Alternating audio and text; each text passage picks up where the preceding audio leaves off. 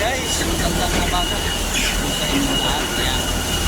Dito muna po tayo dito sa loob. Tignan natin yung manok natin. Ayan. Malapit ng harvestin. So, ano na lang, 4 days na lang. Pwede ng harvestin yan. Gani, puno na. Dati, ano lang. Dati, hindi lang. Ayan, nagkanto na sa dulo. Ayan, doon na doon sa dulo. Ayan, natin doon lang sa gitna. Ayan, ano na siya. Hindi nang harvestin. Kulang na lang kami. Ayan. Bali, ano na lang, 4 days na lang. Hindi na siyang harvestin. Ayan. So, hi! Hi! Ayan nyo guys. Dito sa ibang bansa, madali lang po lumaki yung mga manok kasi ano, puro vitamin calcium na inom nila. So ayan guys, lapit ng harvest, harvest na lang, harvest na kami, harvest na sila pala. Ayan,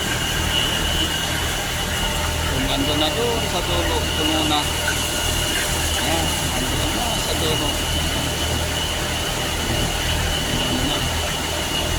Habang lumalaki, napupuno siya. Ayan. Ayan.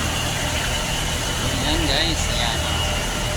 Pagkatay tayo mamaya para maulam natin. Ayan. So hi!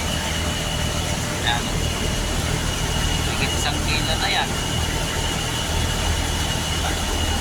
Please lumaki lang guys. Manok po natin dito.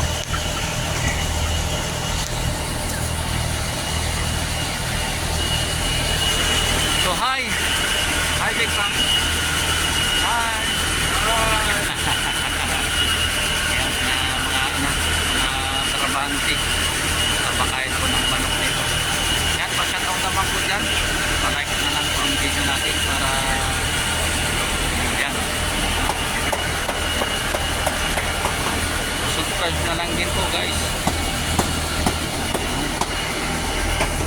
Thank you guys.